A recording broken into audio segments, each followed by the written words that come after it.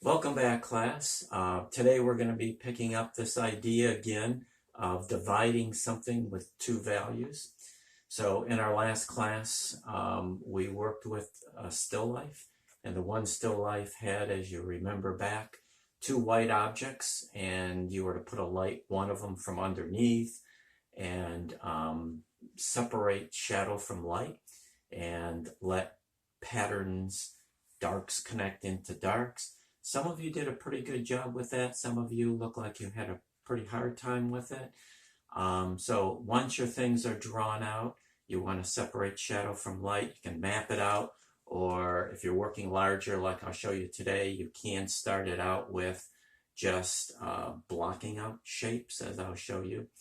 But you want to connect these shadows together. You want to lose edges. Don't be afraid to do that. If you remember earlier back in the class when we were working with eye path, the eye path was how one line connected to the next and shapes their axis lines connected.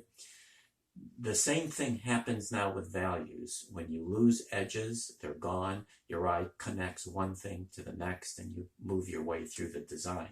So it's very important that you do this. So as what I'm going to do here today, rather than working from a still life, we're going to be working from an artist copy. And the way that we do that is you're going to find the link on the assignment, and one's going to connect you to still lives. And basically you're going to be doing two different designs. And if you want to do two different still lives, that's perfectly fine. If somebody wants to challenge themselves and do a still life and a portrait or a figure, you can use the list that I gave you, but all that will be in the assignment.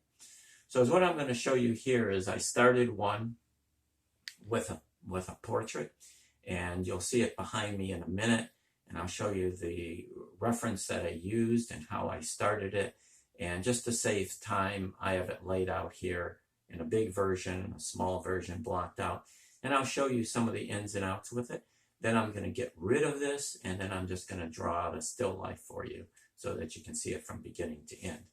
So what I'm doing is I'm working from this image, and this image is what I've done is it's a runoff black and white, and you can do the same. And when you start these things is what you're going to do is you're going to take something and measure. And as what you want to do is you want to measure the shortest distance, which is horizontal in my case, and I'm measuring it. I got my finger on the right and I'm measuring this on the left, and then I'm bringing it up and I see about how much distance is left, and there's about this much distance. So as what I did is I measured my horizontal direction, I measured it into this, there's about that much left, so therefore that's very close. Okay, so that's how we measure. The other way that I started this out, if you're going to work from a portrait or a figure, you can do it this way. You can start off with that relationship where it's, in terms of what I just did there, it's more vertical than horizontal. So say if it's in miniature, it's like this. So there's my frame of reference. Is what I did with this is I put a big X on it.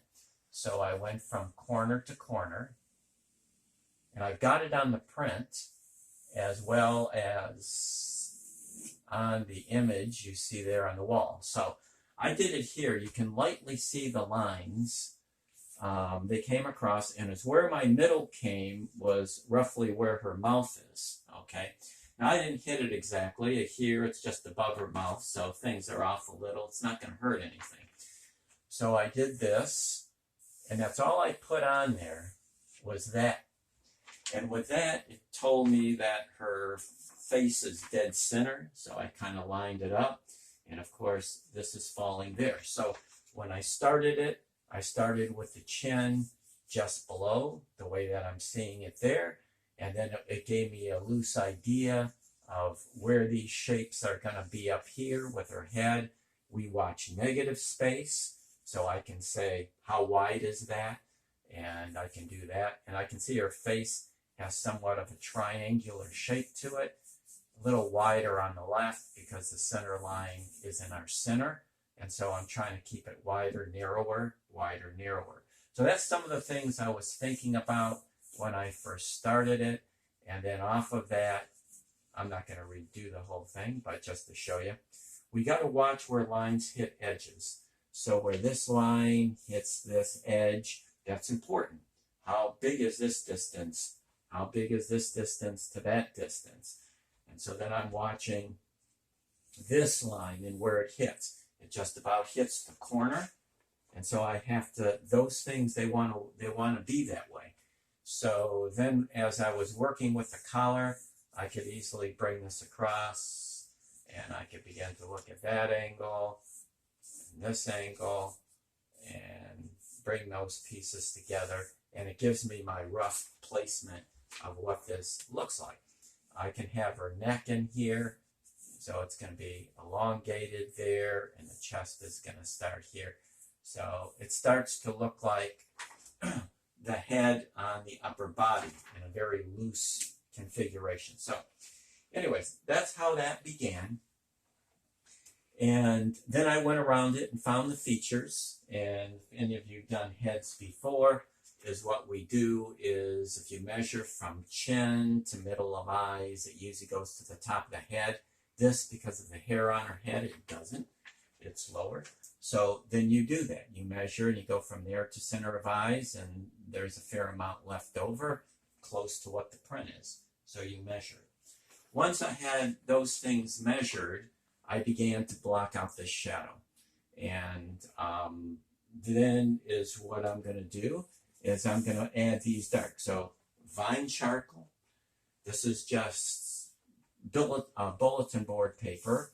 Those of you, by the way, if you do have the bond paper, is what you want to do is not work with this vine charcoal. You want to use the compressed charcoal, and you want to use a light touch with it. You can draw it out the same way. This does not hold on bond paper. It just powders right off.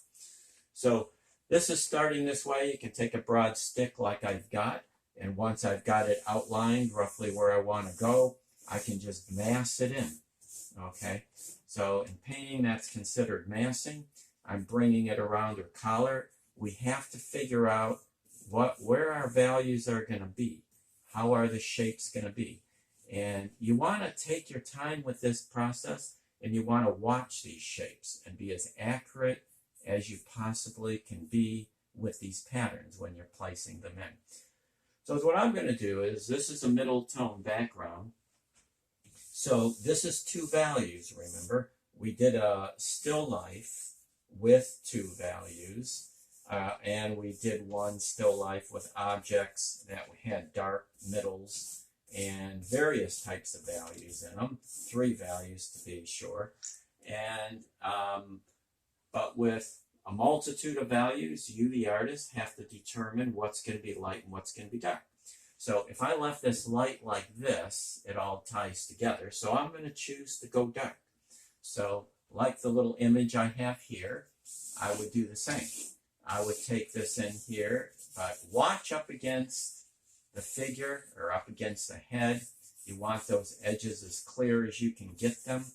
So take your charcoal like I'm doing, bring it along the edge, make it clear. I'm going to lift out some of the lights in there so it'll be a little easier for you guys to see. And then block it out, okay? So I choose to make that darker, so is what happens is now we're playing, as you can see it, our lights of the collar to the light of the chest to the light of the material here. The arm, the little bit of dark will disappear. Don't worry about it. Tie it together, and now this all becomes dark. That dark is going to move around, and like the little image, the little sketch I did here, I would do it the same way. I would just gradate that a little bit, and I'd keep this light.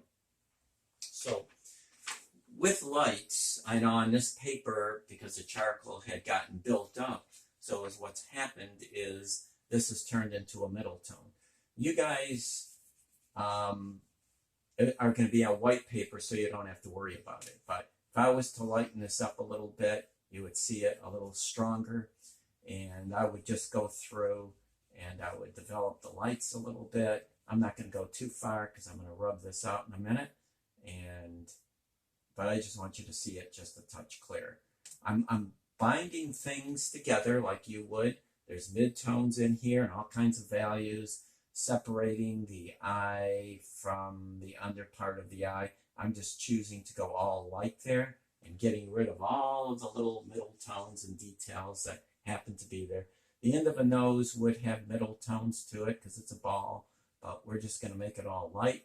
Watch your edges. This edge is razor sharp up against that shadow. I'm going to run it down in between what we call the philtrum, and watch when you do yours. The ball of the nose, I don't know if I can pull it off, but it would be quite soft on this paper. There it is. I softened it. So when you can see a soft edge played against a sharp edge, it will give it depth, even though we're not modeling anything just yet. If you do a face, watch how this light of the mouth is going to connect this way, and it's going to create a shape. And so connect the face to that area, and I'm going to connect the ear to the side of the face, even though those would all be middle tones, and these would all be middle tones. All of that would connect, okay? So again, you're connecting everything together you possibly can, okay? I'm going to show you just a very little more of this, and then I'm going to move on to a still life. So on the chin, I'm going to lighten that.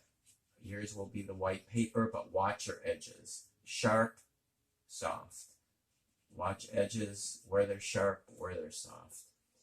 This, of course, light would come around. It would cut underneath a little bit. And I adjoin the shadow of the side of the nose to the bottom of the nose. There's a lot of subtleties in there, but in this case, we're just getting rid of them, okay? So in the end, this drawing that you're doing should only have two values, not three, not four, not two darks, but two values, okay? So I just lifted it a little bit just so that you can begin to see a little stronger of the contrast.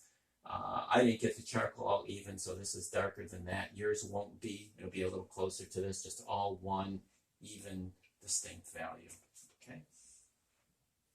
So what I'm going to do is I'm going to get rid of this, and I'm going to sketch up a still life. Maybe I'll leave that little drawing there.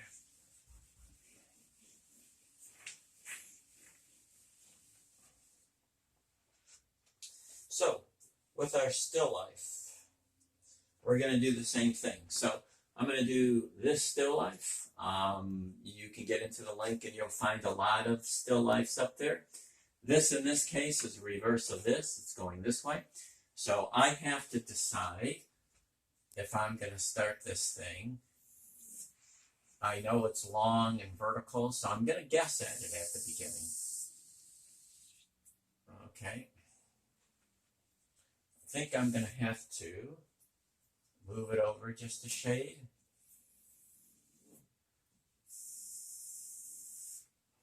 So first you can do this. Guess at it and then measure it. So I like to do it that way. And then I measure this. And then I say, how wide is this, or the height of it, into its width? And I can see it's almost like the other one. It's almost equal. It comes to about here, which you take 1, 2, 3. Not quite quarters, but almost. So then what I would do is take that, and then I would turn it this way, and that mark gets to here. Okay, which looks like it exceeded it maybe by about this much. So I'm going to say that's pretty close measurement. I'm going to err on being a little more horizontal. And I'll check it then one more time. So I'm going to bring it out to as far as this. Okay, so my height to my width. So there's the height went from there to there with this left over. So I'm going to check this one more time and see if it's pretty close. So I'm going to take, again, my height, and I'm going to measure it into the width. And when I do that, you can see how much is left over. That's pretty close. So I'm going to leave it the way that I've got it.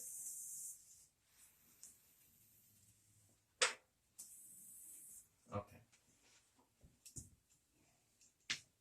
So, is what I'm going to do when I look at this, because this now has to be reduced to two values.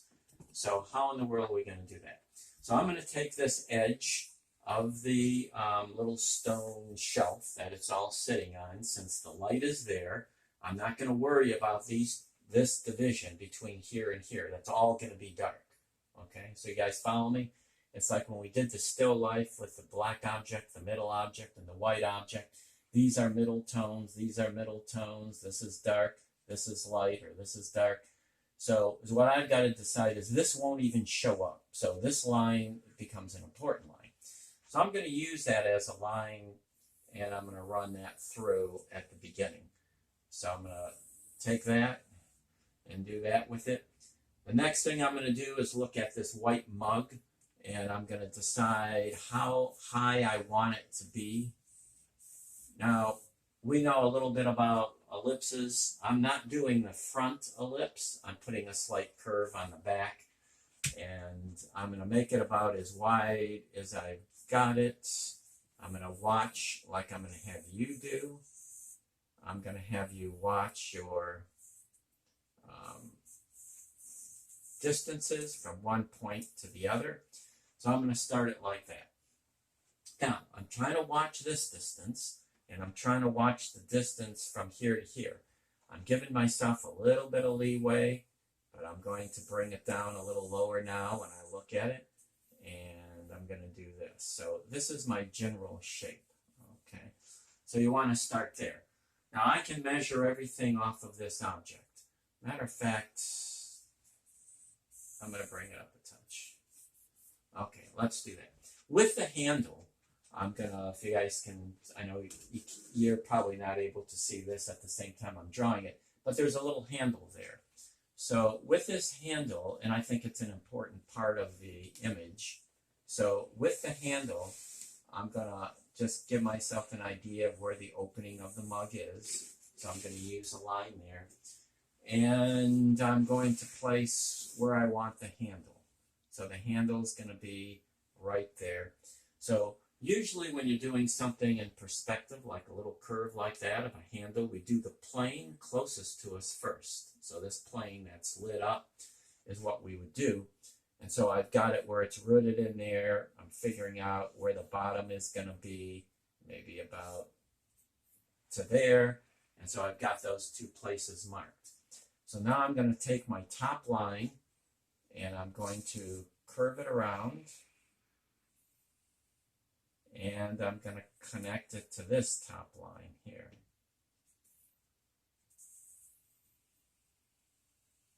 Okay, that's my first edge. Now I need the thickness of that edge. So now I'm watching the light edge. So you got to watch these shapes, because it's going to be where our patterns are going to be placed. So this edge now is coming around.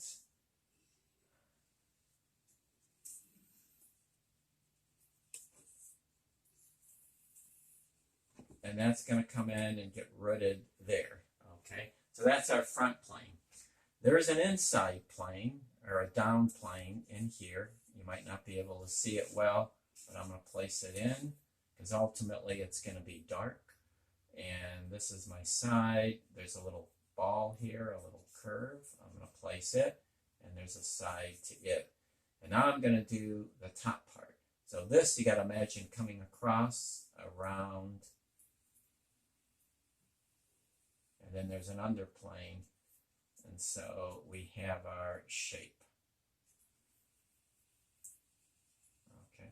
And once I put some values in it, or put the lights from the dark, so now we have a little handle on there. So what I'm going to do, I'm going to watch my outer edge, and I left a little room on the bottom. I'm glad I did, just for error. so I can bring it down a little bit. Okay, so everything now should be pretty close to its right place. Anyways, that's our first. I'm outlining it real dark just so that you can see it a little better. So now what I'm going to do is place in the apple, the biggest one next to it. So I'm going to use this as a point of measure. You'll ultimately do the same, and you're going to place in a shape. So place in a general shape, and we say, how low is it? So I'm going to make it pretty close to where I've got it, and probably as big as I've got it. So I'm going to also try to keep a sense for from the edge to this apple, and now coming to this distance. It's almost my midway point. So I have to be really careful with my distances from here to here and there to there. So it looks like I'm pretty close to where it ought to be, if that's my halfway point. So you want to try to regulate stuff as you go along. So this apple is going to be about here. Now, while I'm doing this one, I am going to show its center. So I'm going to try to look at the inside of this thing. So I'm going to put a little shape right here. To me, it looks like a little moon shape. And while I'm doing it, because I know it's roughly in its right place, I'm going to watch the edge of the shadow. So I'm going to bring the edge of the shadow around and how I see it dividing from the light. So this is my shadow edge. It's going to come right up into here, wrap around, and go around. So I'm just blocking that out in its simplest sense at the moment. So I get a pattern that looks like that. The next apple that I see goes behind it, okay, and it comes probably way over here. I'm going to try to get a better shape to my apple. And now I'm going to take that from where I see it, and that's from way over here. It comes up a little higher, comes around, and he sits back there, okay? I'm trying to determine how far out he comes. There's another piece of fruit that interrupts it, and it's smaller, and it's about here, okay? So I'm going to place that one in there. There's a slight tilt to it this way. The top part, I'm going to try to get a little bit of a tilt to it.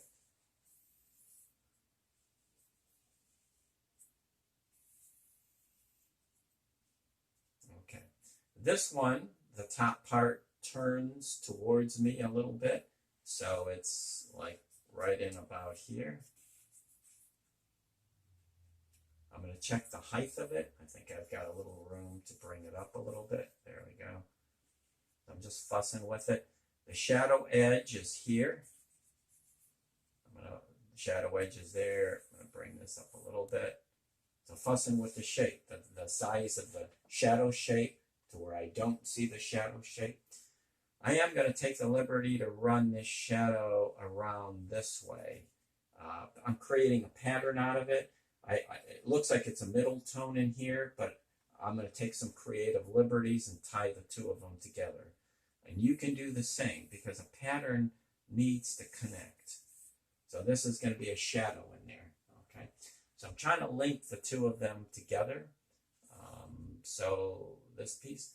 So this one, now it looks like the backside of maybe a pear. It comes a little closer to me, and it overlaps. So I'm going to bring that piece in, and maybe about as big as this. Nice thing with the charcoal, it runs, draw right over the other one. I'm getting rid of it, so you can put your overlappings in place. Make this one, my case, is a little lower. You'll want them all lined up on the same level. So this one, I'm going to bring it down even lower yet. Okay. This one, the shadow pattern on it crosses over the top.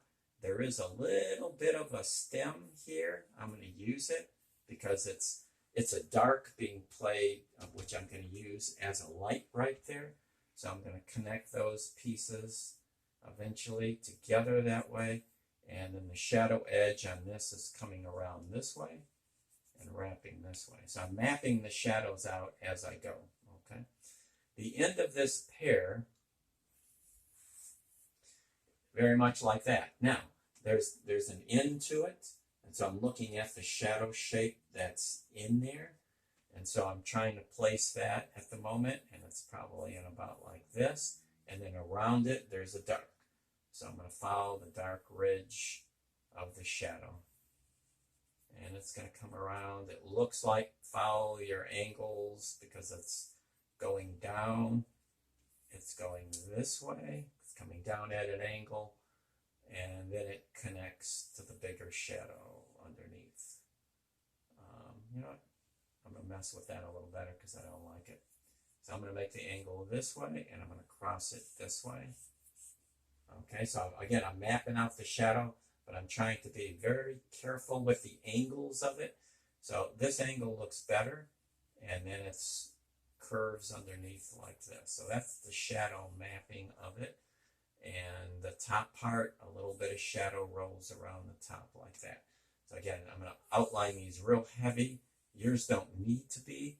I am, because I need you to see them. Shadow on the top of the table. Watch the shapes. This angle's back. It's subtle, but if I don't do that, it's going to lose a depth. And then this is coming in, up, so it's very narrow, it's getting wider, and it's going to adjoin to this shadow. Okay, so that's my shadow edge on the table. The last piece of our puzzle is a pear, okay? And once I get this drawn, I'll pin this up here where you can see it as I block out the values.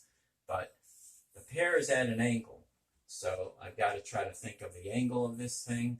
So I'm going to place in its shape, and it's going to be out about as big as I've got it. And so I'm putting down my first general shape for the pear. Pears, as you know, have a little top part to them. That kind of looks like that, right? So if we take it and watch how it wraps around the body of the whole thing, it'll give me a sense for its depth, how it sits on there. There is a top part. I'm going to square it off. You should be able to see it because I'm going to wrap ultimately a shadow around it. So there's my edge. So now we've got a pear in that distance, and I'm trying to watch the distance between the pear and the background. It looks pretty good. There would be a background line here. I'm just going to place it. The back, this line is going to disappear. However, I'm using it for my placements, just so that I know where things are at, even though some of these lines are ultimately going to disappear. There is a stem to the pear, but you can't even see it. It's dark, which means for me it's not going to exist since we're working with two values. So I'm not going to worry about that. So I'm just cleaning up the lines on the inside at the moment. You would have to do the same because I had to work out its shape and to use the lines on the inside to get it. So now I've got it shaped. So what there is there's a top part to this pear, and the shadow is curving around it. So again, you have to try to get a sense for how do these shadows wrap around the form. So I'm curving it, trying to get a feel for it. It's like working with the model line, and it's coming about that far. I see it come down, and then where the narrow point of the pear meets the wide point, he uses this really interesting curve. I don't think it existed. It looks like something the artist just put in there to echo a curve. So I'm going to use it. I'm going to put the curve in. It's kind of like a curve that does this. He exaggerated whatever was there, and then he's going to wrap around the full part of the body of the pear. So there's a shadow on there like this. This edge is non-existent even in the painting, and that's nice. So that's going to tell me my dark is going to move. It's going to move out of the background and move into the foreground. So for the most part, this is the layout. That's my linear sketch. Yours should be the same, even though that line you don't see. I'm going to put it in. There's another line down here we don't see, but I'll just put it in there for the heck of it because it's all going to go away. The shadow on this mug, I do want to look at it a little more carefully. And so on the outside, this is in shadow, and it's hard to see. You can see it there If you really look, it fades out quickly. So I'm going to be real careful. I'm going to just use a line where it is, but I'll soften that line. There's little ridges in this mug, little ridges in there. So I'm going to, that sort of detail can be picked up. So I'm going to use a line there and a line where the detail is. And the shadow falls this way. There's another little ridge at the bottom of the handle. I'm going to use a little mark of where it is. So I've now got it divided into 3 shapes. The little line of the mug that's there, of the ridges to it. You can do that as you set it up. Now, there's one last piece to our puzzle. That's the knife that's coming in front. The knife, I got to watch its angle and how it hangs over the edge. And it's going to hang over, I would say, about to here. So I'm doing the bottom of it. I'm doing the back of it, okay? So there's a little more perspective to it. There's a little angle to it. So I'm trying to get that in there. And now I've got 2 corners to work with. So this one is starting about here, coming across. This one's starting narrow, coming across that way. And then there's a top one that's very narrow and gets wider as it comes across. So I'm going to lighten it up a little bit just so that you can see it.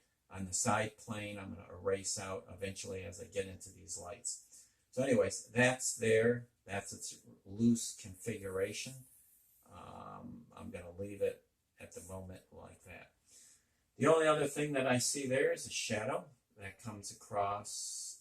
I can lower this a touch. It comes across this way and touches. There's a shadow from the mug. It's all we're going to see. This back line will go away because of the 2-value combination we're using. This is in there like that. So there's our shapes. So what I'm going to do is pin this up here. Too high. Okay. So what I'm going to do is pin this over here. And yes. Hopefully you guys can see it a little bit. Yeah. And I'm going to begin to block out these values. So there's your design. All of yours would be the same as you lay these out. So now I'm going to watch the inside of the mug, dark, only on this side. Watch the shapes. This comes out in a grade 8, or there's a soft edge, and then on the inside, it's light. So I'm going to play, since I have this on a tone, paper is now tone, I'm going to erase some lights out so that you can see the edge of the mug closest to us is razor sharp up against the dark on the outside. So I'm going to do this. This edge, very soft there. Okay, so I'm going to try to keep it soft. The edge of the mug here, very, very sharp. So that'll bring me to this area. I'm going to play the light sharp up against the edge of the cup. Okay, so the sharper that is, the better it would be. Okay, now I'm going to try to get this as sharp as I can with this charcoal on the wall. Yours should go a little better than this is. But anyways, you start to see it. This side now, that dark comes down, comes around my handle. I'm just going to block it in kind of quickly. Comes down this way. Very soft edge here. So I'm going to blur it a little bit. Very soft edges on the inside. Very soft. Soften them. The mug in here, all light.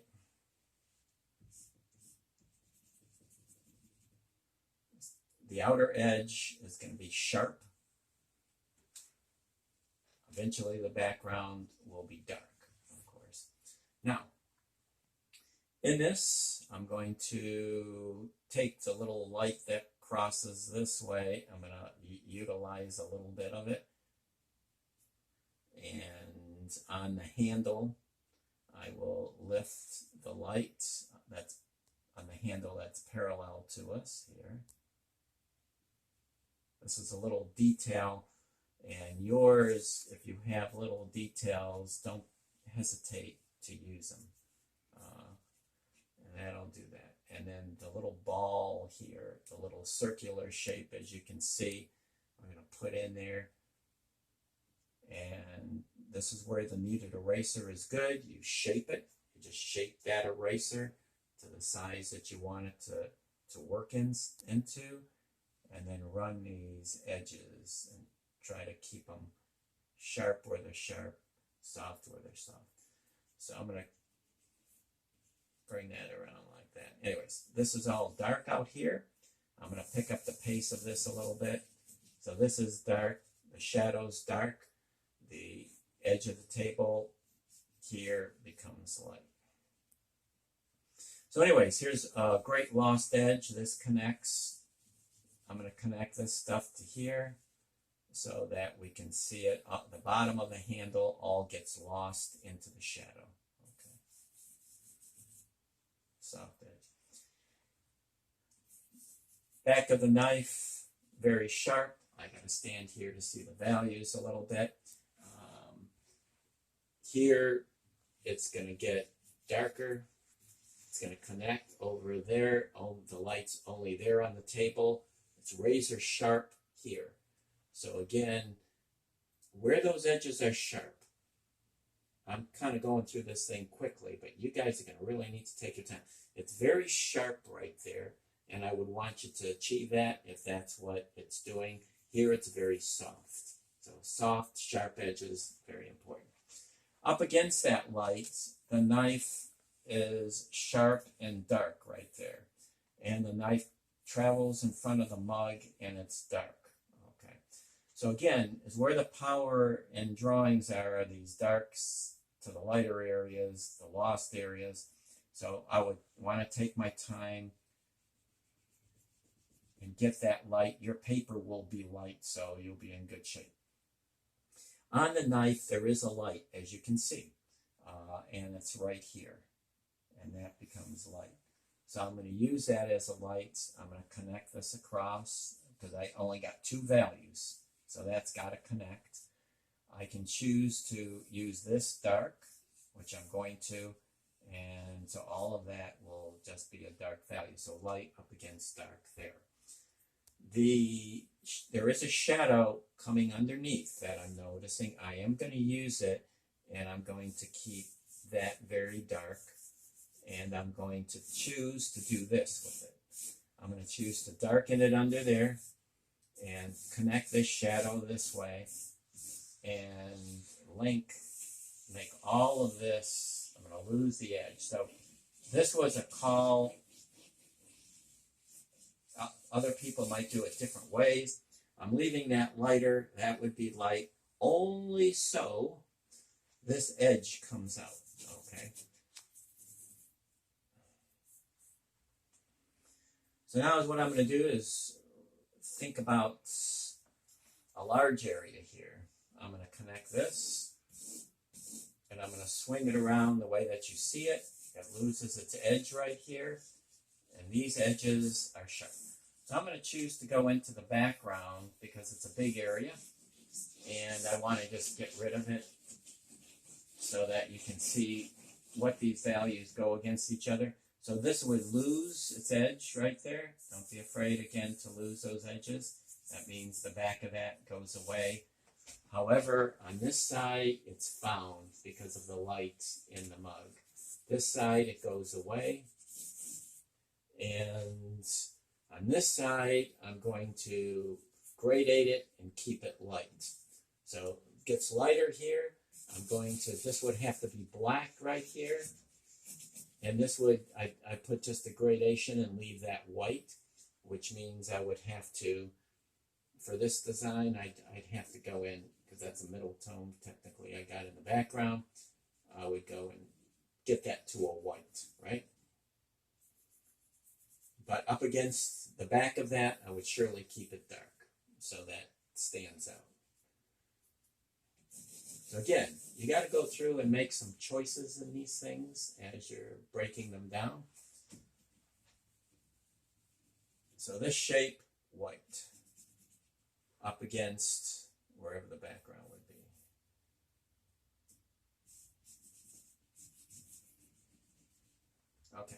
continue blocking this out.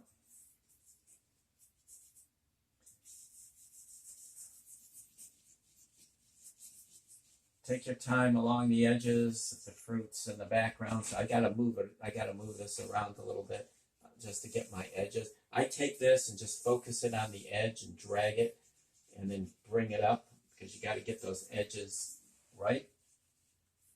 Okay. Now I'm going to take and just block out my shadows that I mapped out.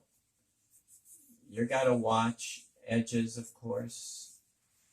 I'll go back into those edges.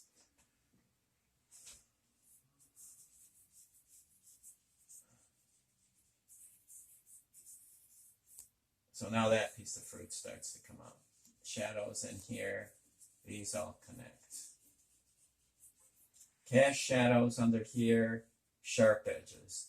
These edges on the going into the fruit, you don't want to lose the shape, but they would have soft edges. This would be soft.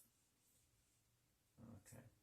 So keep your sharp edges where they are, your soft edges where they are. So it all makes a little bit of sense here.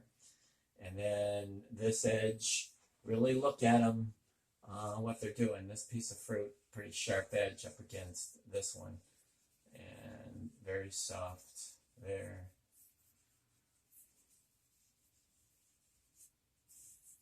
So you get a lot of connections to the background. A lot of this pear is going to go away. This dark will be in front of the light behind to show that it's a stem. But the rest of it is lost, but it gives you a suggestion. Even though it's all lost, you can see it in one sense, and that's the beauty of it. It leaves a lot for the mind. And actually, it's where things are lost that holds a person's attention the most. Because they have to, in their mind, try to discover what's going on there. So anyways, these edges are gone. Because all that's left is that much of the light. We almost have this, so what I'm going to do is lift a little more with the light, not much, and get this edge right. It's hard to do this standing off to the side, by the way, but so what I'm going to do is put a little light on the fruit because it's a mid-tone, just so that hopefully you can see it a little better.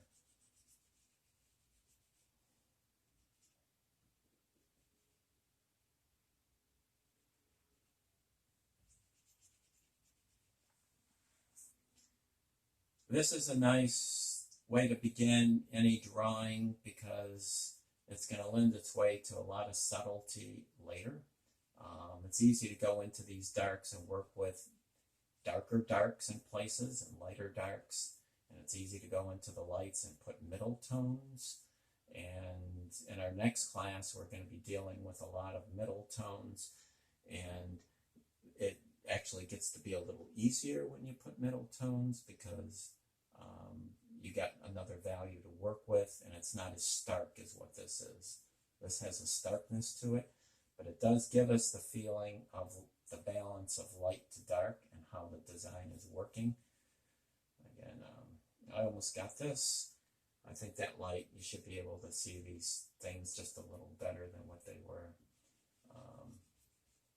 So again, in the end, there's going to be a little more of an abstract feel to it because the only thing that's coming out is these lights and the light shapes. If you design the shapes well, they should be very interesting to look at. I'll put a little light here. And again, it leaves a lot to the imagination. Okay, so I'm going to leave it like that. So again, when you guys are working with yours, make sure you come up with a decent drawing, even though, as you can see, a lot of our lines got lost. But in the end, you need it so that you can do your placing of all your objects. Again, you're making choices. This edge in the end, I wouldn't leave it sharp. I would probably have it very soft. I'd keep that one sharp. And I would have that black and just a soft edge there. So as you can see, as soon as I softened it, that advanced. So if you want to use a line, like if you want to use just a black line and separate two lights, feel free to do that. That can work as well. But anyways, yeah, make sure that, I know in mine it's not because I'm doing it on a wall, but you want these values even and smooth. All right, so if I was to take my time with this, it's got to be all one even value. You know, I'm just leaving it that way just because I'm trying to do this quick for the video. But this is all one even value, as if you were to make an ink wash out of it, make it all a dark gray or a black, okay? So have fun drawing, and I will see you in the next class.